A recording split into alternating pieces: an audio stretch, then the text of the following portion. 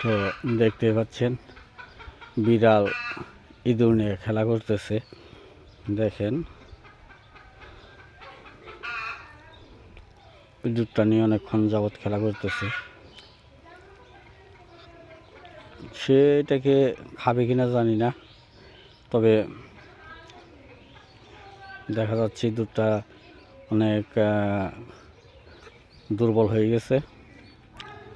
বিড়াল তাকে শিকার করতেছে না, কিন্তু আবার বাকিও রাখতেছে না। তো দেখা যাক কি হয়।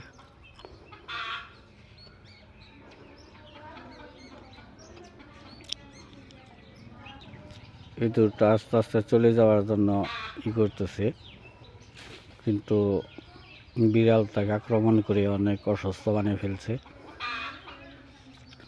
দেখতেছেন ইঁদুরটা নড়াচড়া করতেছে।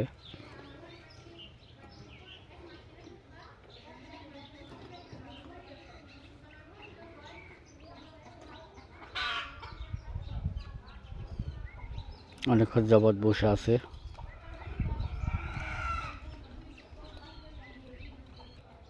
ইঁদুরটা আস্তে আস্তে পলানোর চেষ্টা করতেছে।